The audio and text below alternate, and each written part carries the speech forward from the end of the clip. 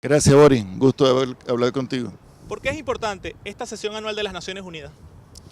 Bueno, mira, primero que todo, un saludo a todos nuestros escuchas, a toda nuestra patria. Es un placer hablar siempre con mi país. Mira, muy importante porque justamente el sistema multilateral está sometido a prueba en estos momentos. Desde los países más poderosos del mundo, empezando por los Estados Unidos, se ha puesto a prueba el mecanismo multilateral como un mecanismo para preservar la paz y la seguridad mundial. Es decir, esta sesión de alto nivel llega en un momento donde está desarrollándose probablemente en su etapa final el conflicto militar en Siria, que ha sido uno de los conflictos más cruentos que se han vivido, donde el norte de África y el Medio Oriente siguen desestabilizados, donde se cumplen los 50 años de la ocupación de Israel, de Palestina por parte de Israel, y el temario de la Asamblea tiene que ver con un mundo mejor, tiene que ver con proteger a la gente, y en ese sentido tú sabes que está en curso la Agenda 2030 de las Naciones Unidas, que tiene que ver con los objetivos del desarrollo. Son temas que van a estar en el debate. Nosotros también quería decir que por primera vez desde hace 21 años vamos a presidir una de las comisiones de este segmento, la cuarta comisión. Me corresponde presidirla a mí en representación de Venezuela, que se encarga de todos los temas de las operaciones de mantenimiento de la paz, la descolonización y justamente el tema de Palestina y Puerto Rico. Usted ha tocado un aspecto importante, la participación de Venezuela en las Naciones Unidas, porque uno de los discursos o líneas discursivas que se ha manejado es el tema de que Venezuela está aislada en el mundo. Acá en las Naciones Unidas, ¿se puede decir que realmente eso es así? No, eso es completamente falso. Yo siempre lo he declarado, es bueno insistir en eso.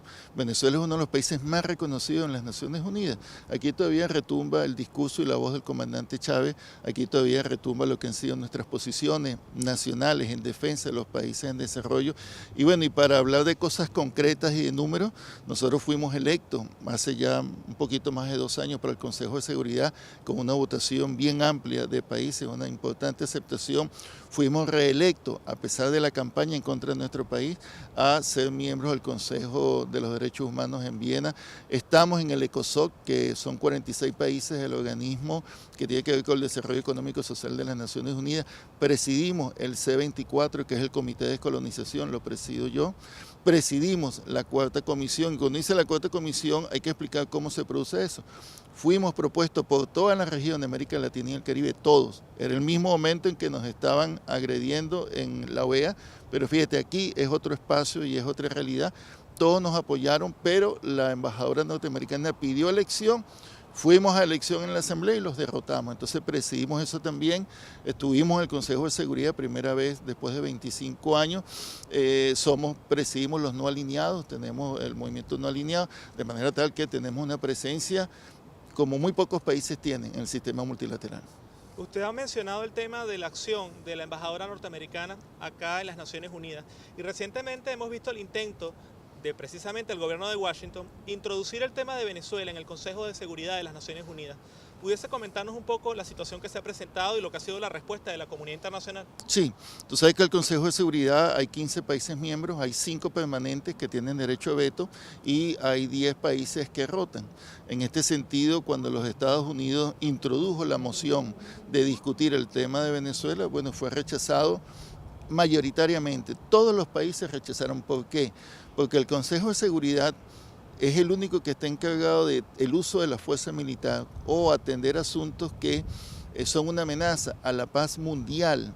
Y es el principal elemento en el cual el Consejo de Seguridad actúa. Todo el mundo está de acuerdo que la situación en Venezuela es una situación interna que está en vía de desarrollo, que nuestras instituciones funcionen y que el Consejo de Seguridad no tiene nada que ver. De hecho, cuando los Estados Unidos lo intentó, presidía el Consejo de Seguridad Uruguay a través del embajador Elvio y él declaró, eso no tiene nada que ver, Venezuela no está en la agenda del Consejo de Seguridad.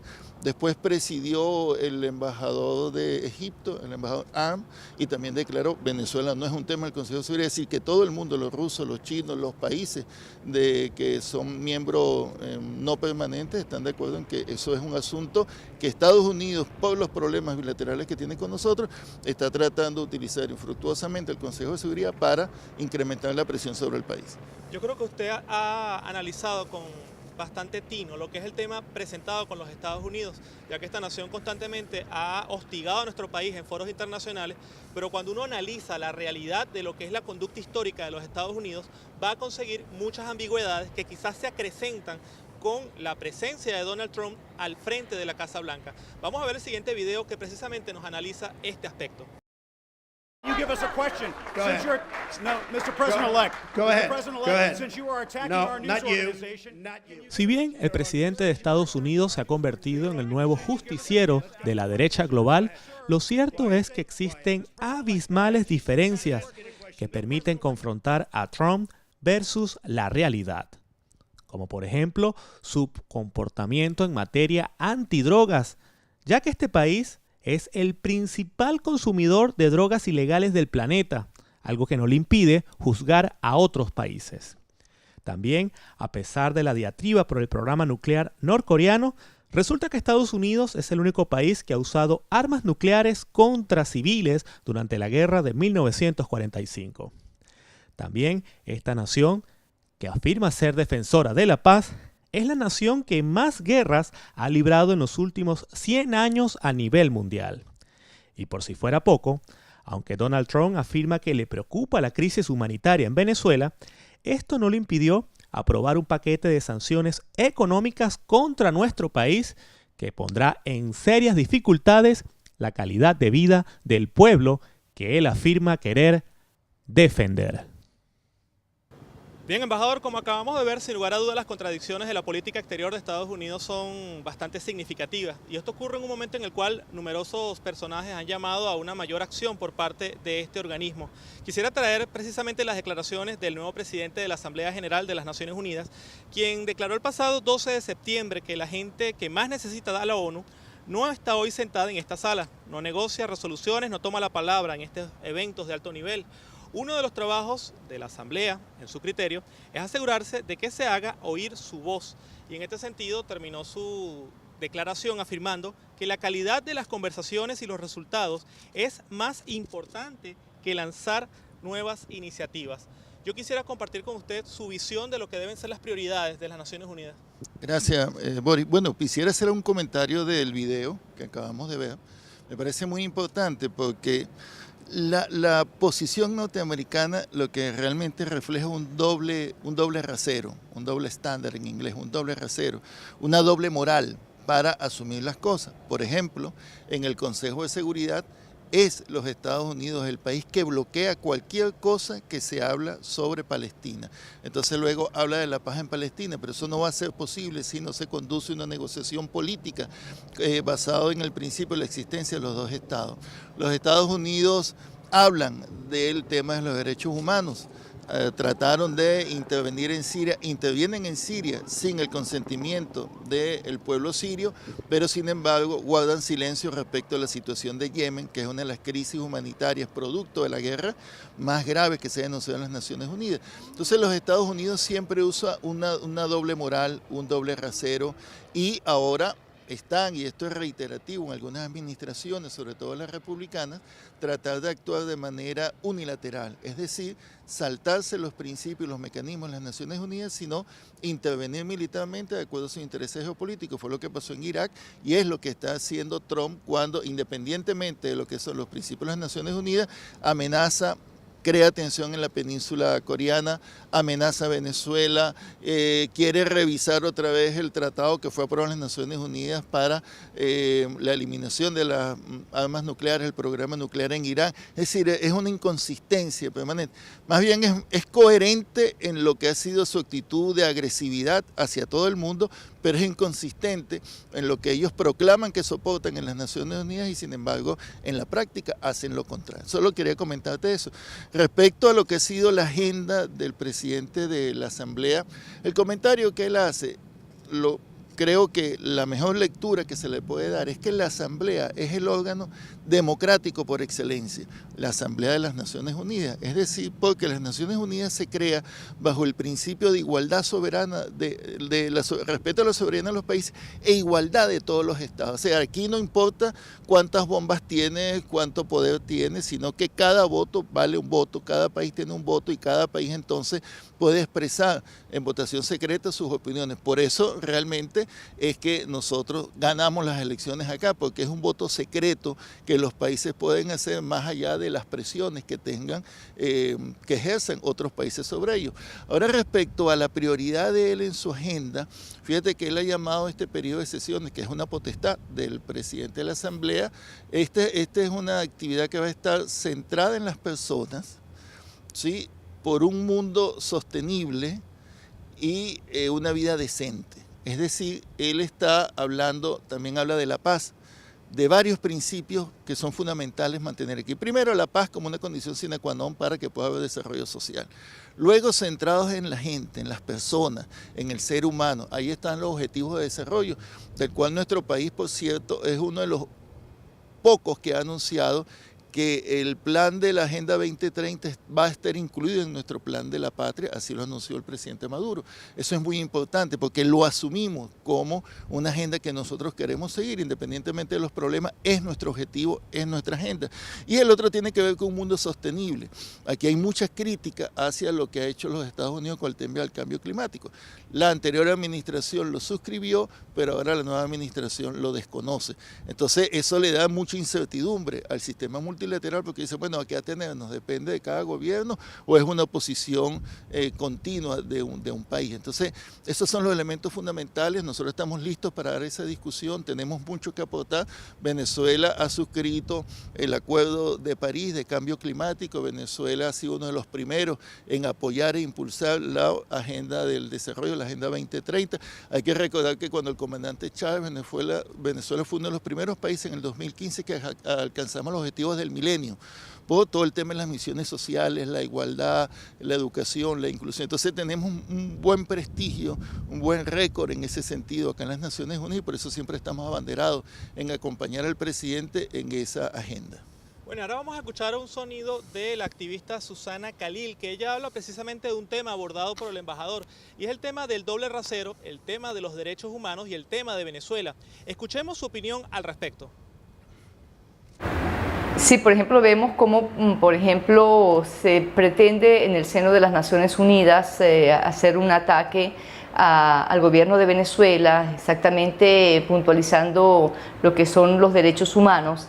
Y esto no forma parte que de una guerra, ¿no? De una de las tantas ramas de una guerra contra el gobierno venezolano, por las características y por las particularidades y por el proceso independiente que quiere desarrollar el gobierno venezolano. Pero si vamos a hablar de derechos humanos, podríamos tomar el caso del régimen colonial de Israel, donde existe toda una exagerada o una obscena violación a los derechos humanos y sin embargo este régimen, que es un régimen colonial, sin embargo prácticamente no es sancionado, no es mencionado dentro del régimen de lo que es las Naciones Unidas. Entonces allí hay una contradicción, más que una contradicción es una inconsistencia dentro del seno de las Naciones Unidas.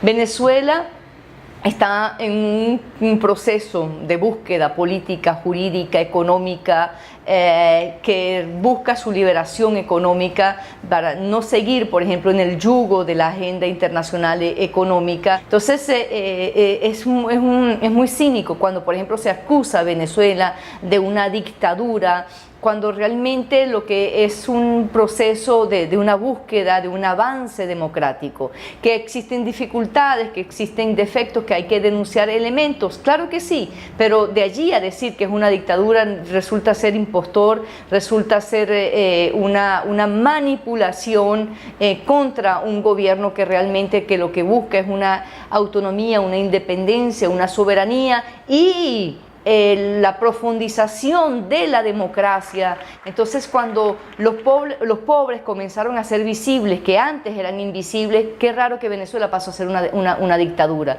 Cuando las grandes masas forman parte del diálogo, del debate, que no es nada fácil, Venezuela pasó a ser una dictadura. Yo creo que Venezuela es un referente de la democracia. No estoy diciendo que Venezuela es perfecta, que es una democracia perfecta. No, es una búsqueda que tiene sus complicaciones, que tiene también pero también en esas complicaciones la esencia, hay una riqueza en ella. No hay también un dolor, pero dentro de todo ello es la búsqueda de la dignificación de la condición humana. Bien, estábamos escuchando la declaración de Susana Khalil a propósito del tema de los derechos humanos, Venezuela y Palestina. Embajador, ¿cuál es su posición al respecto? Mira, yo quisiera decir a todo el país y a todo el mundo que para Venezuela la causa palestina es una causa fundamental. Nosotros hemos sido uno de los países abanderados de esa causa acá en el sistema de las Naciones Unidas. Debo decir que yo presido el C24, donde vemos el tema de Palestina. Presido también la cuarta comisión, donde se ven todas las resoluciones de Palestina, y el pueblo de Palestina tiene en nosotros un gran soporte. Por otra parte, nosotros en el Consejo de Seguridad trabajamos y tomamos la iniciativa de impulsar una resolución, la primera resolución después de 10 años de silencio al Consejo de Seguridad a favor de Palestina. Nosotros la impulsamos junto a Malasia, Nueva Zelanda y Senegal, es decir, 4 países la presentamos y fue aprobada el día en diciembre, a finales de diciembre, antes que terminara nuestro periodo en el Consejo de Seguridad. Y eso es muy importante porque fue la primera vez que logramos denunciar los asentamientos israelíes, que no son más que un proceso de colonización de la tierra palestina. Hay que recordar que se están cumpliendo 50 años de la ocupación y se han cumplido 70 años de la partición que hizo las Naciones Unidas cuando creó Israel y lo hizo en parte del territorio palestino. De manera tal que es uno de los grandes retos de las Naciones Unidas. Hablando del tema de los derechos humanos, el doble rasero, tú sabes que la operación, por ejemplo, israelí llamada de hierro fundido, que desplegaron sobre Gaza y sobre Palestina, ha sido un crimen de guerra reconocido por todo el mundo, pero que no se ha podido actuar porque los Estados Unidos lo bloquea.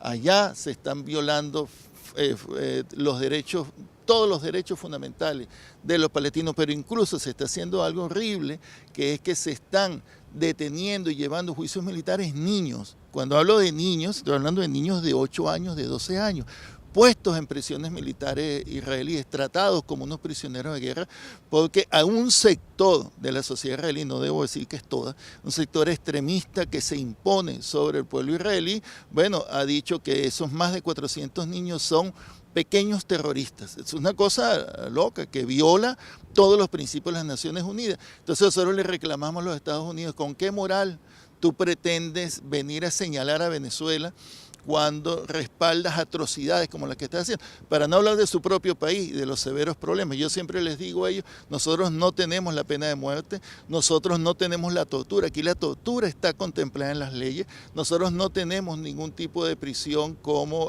Guantánamo. Nosotros no tenemos más de 2 millones de presos y muchos de ellos, la mayoría de ellos son afroamericanos. Nosotros no tenemos esa situación en nuestro país. Con los problemas que tenemos, yo reconozco que los tenemos y confío en que nuestras instituciones actúen como tienen que actuar para preservar nuestro marco legal. No tenemos nada que ver con lo que ellos denuncian en cuanto al tema de los derechos humanos. Es muy importante que se sepa que el único organismo que existe en las Naciones Unidas para evaluar los derechos humanos es el Consejo de los Derechos Humanos, que está en Ginebra. Y ahí los países cada 2 años hacen un examen periódico, presentan todo el mundo puede hablar y entonces las Naciones Unidas hablan del resultado. Resulta que nosotros salimos mucho mejor que los Estados Unidos, mucho mejor evaluado en temas de derechos humanos, mucho mejor evaluado que otros países latinoamericanos que lamentablemente han levantado la voz contra nosotros. Entonces es un tema de doble rasero, es un tema de doble estándar, es un tema donde obviamente se están tratando de utilizar los derechos humanos como un instrumento político para intervenir, para agredir. Eso por supuesto viene acompañado de una terrible campaña comunicacional en contra del país y al final tú dices, bueno, pero ¿por qué si nos atacan a nosotros guardan silencio sobre otras situaciones.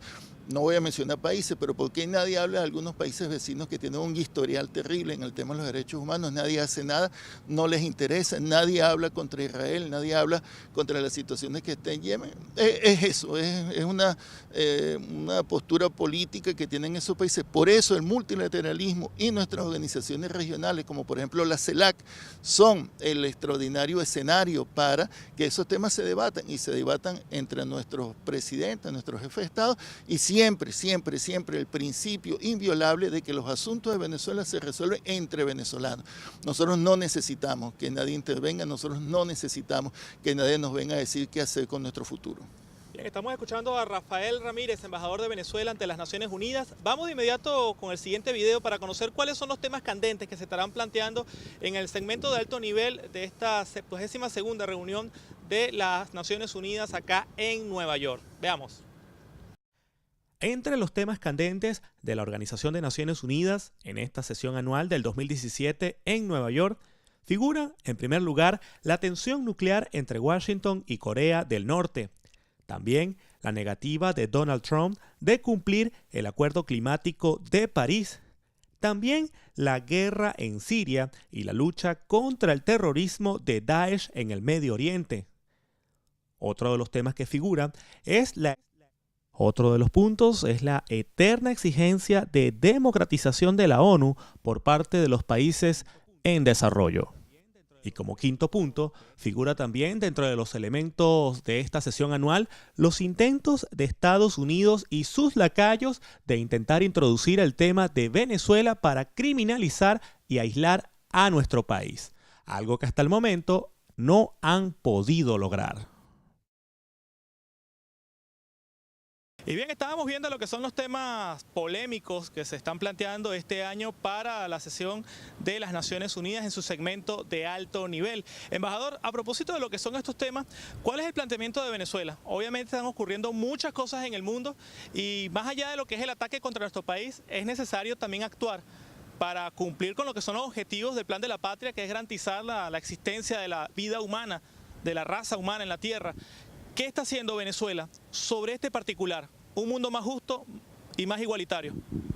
Sí, gracias. Bueno, mira, lo que me corresponde en el ámbito del multilateralismo es fijar nuestra posición y apoyar las iniciativas para avanzar en esa decisión. Por ejemplo, en el tema del cambio climático, a pesar de la retirada de los Estados Unidos, sin embargo, nosotros insistimos acá en que se cumplan los objetivos propuestos con el principio de una responsabilidad común pero diferenciada. Hay países que históricamente han contaminado más el planeta, que son los mayores contaminadores del planeta, y ellos tienen que asumir una cuota de mayor responsabilidad.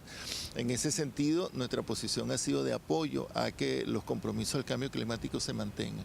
En cuanto al tema del terrorismo, hemos denunciado reiteradamente, tanto del Consejo de Seguridad como en todas nuestras intervenciones, el peligro del intervencionismo militar, de destruir la institucionalidad y las capacidades del Estado, es decir, convertir a los países del Medio Oriente en estados fallidos, estados divididos, estados sin capacidades de defender a su propio pueblo. Y además hemos denunciado, y es muy importante hacerlo porque poca gente se atreve a hacer este tipo de cosas, hemos denunciado que el fenómeno del terrorismo ha sido promovido por otros países como un mecanismo para desestabilizar a sus enemigos políticos. Entonces, en este tema hay una doble moral y nosotros hemos apoyado, sobre todo con la Federación Rusa, la emisión de resoluciones que obligan a prohibir el financiamiento a los grupos terroristas, que obligan a combatir al terrorismo, que obligan a una acción conjunta de coordinación sobre el campo de batalla. En este sentido, probablemente el conflicto que ha tenido más importancia es el de Siria. Nosotros fuimos determinantes junto a la Federación Rusa y China en evitar que cuando el gobierno del presidente Bashar al-Assad, el gobierno legítimo de Siria, estaba avanzando para reconquistar los territorios de su país, ese intento fuera bloqueado por los miembros permanentes del Consejo de Seguridad, básicamente Estados Unidos, Reino Unido y Francia. Nosotros trabajamos con los rusos y promovimos resoluciones, y eso logró en buena medida la posibilidad de que el gobierno sirio liberara a Alepo y ahora pudiera avanzar sobre Palmira, como ya lo hizo y la liberó, y ahora están acabando con los últimos frentes que le queda con el ISIS, tanto en Daca como en Raqqa, como en la ciudad que está sitiada en Deir al-Sur, muy cerca de Irak. De manera tal que en ese sentido nuestra contribución ha sido muy importante, nuestras contribuciones en la resolución. Hemos abogado para que esos temas no se manipulen por el asunto de los derechos humanos, sino que se busque una solución en el ámbito de la negociación política. Hay un tema que quisiera mencionar, que es el tema de la reforma. El secretario general Antonio Guterres, con lo cual hemos nosotros establecido una excelente relación, nosotros lo apoyamos cuando estábamos en el Consejo de Seguridad para la candidatura a secretario general, es un hombre progresista, fue primer ministro de Portugal y muy bien relacionado con nuestra región, con América Latina y con África. Bueno, lo hemos apoyado en el proceso de reforma. Nosotros, tú sabes que nuestra posición nacional ha sido una reforma integral de las Naciones Unidas, no solo el Consejo de Seguridad, sino todos sus cuerpos, donde hay una mayor equidad en cuanto a la composición de la burocracia de las Naciones Unidas, que esté más representado los países del sur. El secretario general ha venido avanzando tanto en este ámbito como en el ámbito administrativo. Hemos puesto toda nuestra experiencia y todo nuestro apoyo político en que ese proceso tan necesario e impostergable siga adelante con el secretario general. Por otra parte, el secretario general ha tenido hacia Venezuela y hacia la región, bueno, una cantidad de consideraciones muy importantes en el ámbito político, y él ha propiciado con su palabra, su discurso, sus posiciones, evitar la injerencia extranjera en nuestro país, apoyar el diálogo político y apoyar las soluciones regionales y nacionales a nuestros propios problemas. Bien, ustedes lo escucharon entonces a Rafael Ramírez, embajador de Venezuela ante las Naciones Unidas, que muy amablemente nos ha atendido acá en la ciudad de Nueva York a propósito de lo que son las expectativas que ha planteado esta 72ª sesión de las Naciones Unidas en su segmento de alto nivel. Nosotros, por supuesto, Venezolana de Televisión, y nuestro programa, por supuesto, de Punto de Encuentro, va a estar muy pendiente para llevarles a ustedes todos los detalles. En todo caso, vamos a una pausa y no se vayan, que al regreso vamos a estar nuevamente con Tatiana Villegas en los estudios. De esta forma despedimos este segmento y vamos a una pausa.